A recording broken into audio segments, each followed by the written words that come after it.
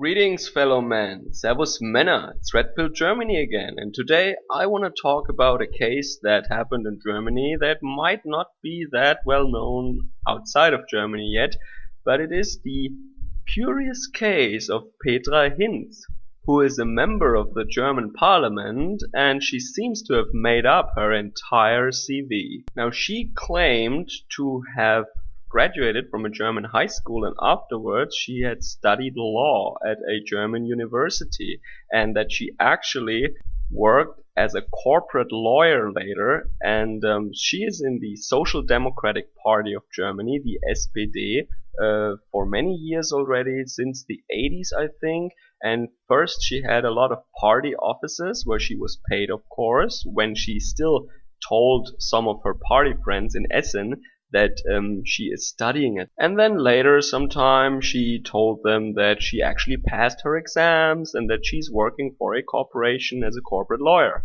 Now for 11 years already she is sitting in Berlin in the German parliament, and she is passing laws there. She is sitting at the core of German political power, deciding or voting on what will be German law and what will not be. She's also sitting in councils where she is negotiating about the wording and about the future direction of German law. Now the problem is just that this entire career, her entire life, is just a fabrication. She never even got a high school diploma. And she never was enrolled at a university, ever. She also never worked for a corporation. And people knew about that. It comes out now that a lot of her mighty Social Democrat Party friends knew about that, but they didn't say it in public. Now, just to give you some perspective, she makes at least 14,000 euros a month, tax-free. And she has gotten this and much more, of course, over the last 11 years. So I don't know how many millions she ripped off the German taxpayer in the meantime. Now, in all fairness, lying and cheating is not a female thing exclusively. Now, some years ago, there was a prominent member of the Christian Democrat Party, Gutenberg, and it was just the time when there were computer programs coming up that can check your dissertation and check against other academic works that are somewhere in a database. And with this computer program, people found out that he actually, that he copied large passages of his dissertation. So his PhD was revoked by the university, and he didn't make up his entire CV. I mean, he just cheated in his doctoral dissertation, which is, of course, a horrible thing. And I was very disappointed in him because I liked some of his attitudes and some of his viewpoints. But I was actually working on my own dissertation at the time, so I felt pretty intense about that, and I thought that he should get the hell out of office, and he did. This case of Gutenberg and his, probably he had a ghostwriter. I mean, probably he didn't even cheat on his dissertation or copy. He probably had a really bad ghostwriter. That is more probable, I think. So this was, for at least a year, it was page 1 on the news in Germany all the time, you know, Gutenberg, Gutenberg, Gutenberg. But this story about Petra Hinz now, it's really more on page 4, and I'm sure it will be out of the news very soon, you know.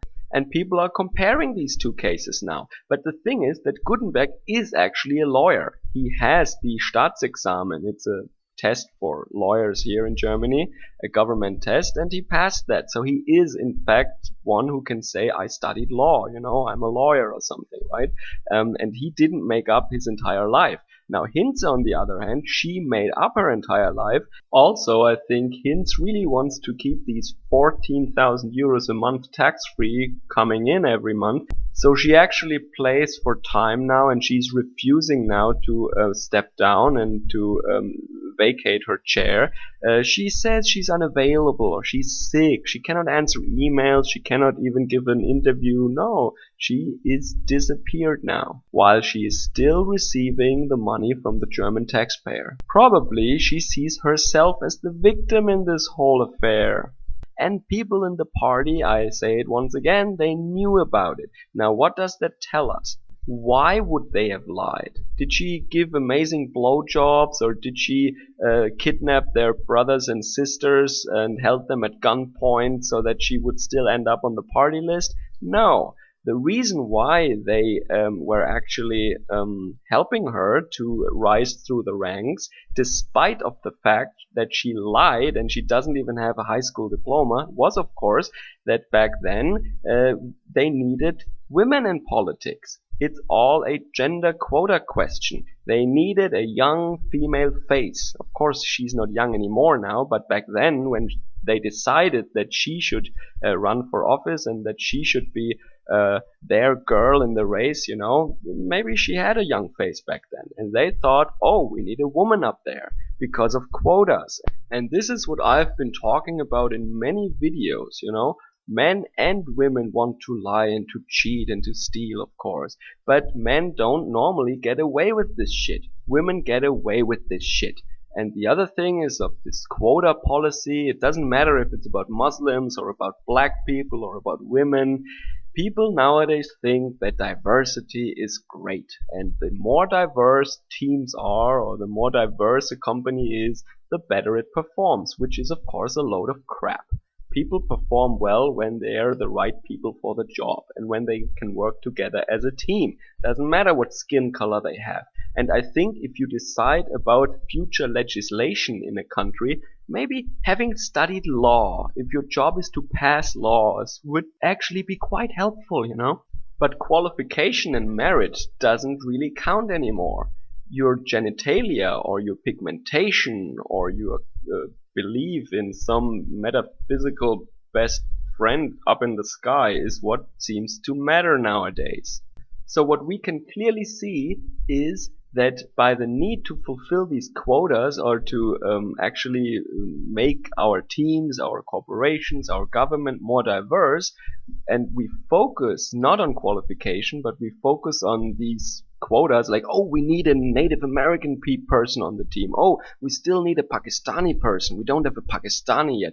But we don't have disabled people yet. We need someone in a wheelchair really fast. I don't care what he studied. He must be in a wheelchair though.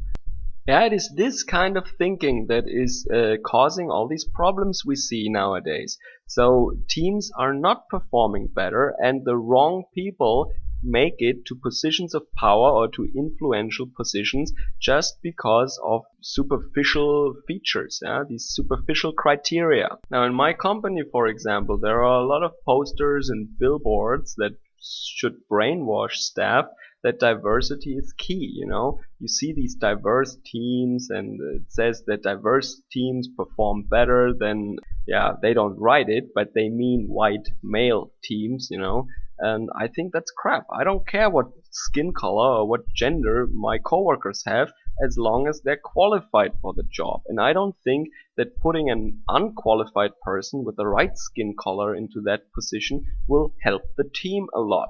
But the problem is just you cannot have the one without the other, because if there just aren't many black or female or Muslim applicants for a certain job, you will hire a white man, for example. And in engineering, this is a very widespread problem, for example. There are just no minority or female or whatever applicants for a job. So the pressure from human resources or from politicians to hire those people becomes more and more. And then HR departments will actually compromise on qualification in order to fulfill certain quotas. Now, if you ask yourself why our corporations and governments seem to become worse and worse in their performance over the years, this is one of the reasons actually. Now, I have nothing against diversity, it just shouldn't come at the cost of qualification. But this is necessarily what happens if you increase the pressure and if you, for example, if you threaten corporations with penalties, for example, like it is done in Europe at the moment. They actually threaten them with financial penalties if they don't fulfill certain quotas. What do you think that leads to? That leads exactly to the situation that they would hire less qualified people just so that they can avoid these penalties. And just one more remark at the end. If you think that saying some social justice warrior bullshit and pandering to this religion of diversity will save you in any way, you're wrong. I mean, just look at what happened to Kevin Roberts, this CEO of Saatchi&Saatchi, this advertising firm.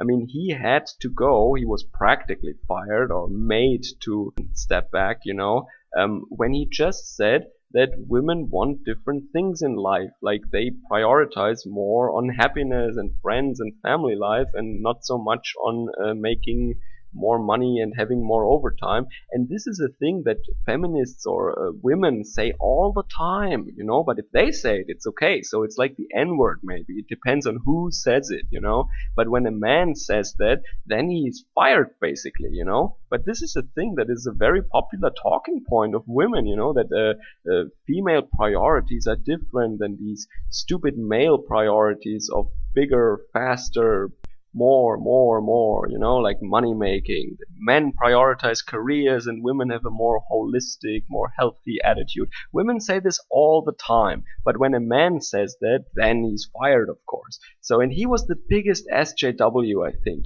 just check his blog, diversity, diversity, diversity, So if not even that guy is safe from these harpies, just don't even try, just don't try, You're a white man, you're guilty. So it doesn't matter what you say, being a mangina and pandering to these women won't save your career.